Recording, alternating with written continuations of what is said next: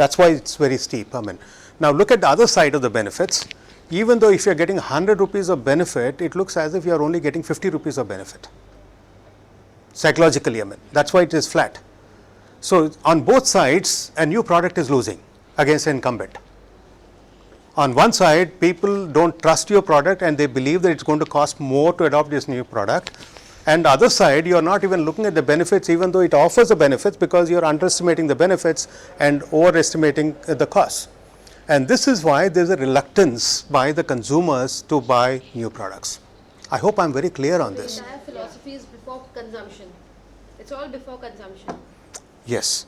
Even during consumption also, I mean, if people is using an electric scooter, they still have the notion that, maybe somewhere I know the charge will go off. I mean, maybe I'll be stuck in traffic. Maybe, I mean, and I'm spending more money. I mean, it takes a little while till such time that people get to understand the benefits. Till such time, people are going to look at it this way. I mean, and eventually what will happen is after using a couple of years, then you start seeing the obvious benefits, but then the benefits, at least in the initial stages, are underestimated. That's what I'm trying to say. So the adoption process is going to be slow. Be prepared for that. That's what all that I'm trying to say is, you don't obviously withdraw the product from the market right away, but at least be ready to really go for a long haul.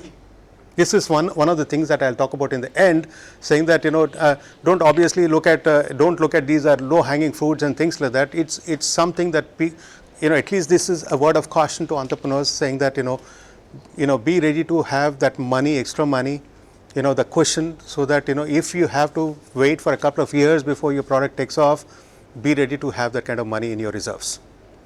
Don't go with I mean, this is especially a caution for people who are going on a shoestring budget, bootstrapping, where you don't have too many resources, and if you're thinking of really launching a revolutionary new product, and if consumers have to really change their way of functioning or their way of using that product is going to be enormous, I think you will have to wait for a long time for your product to take off.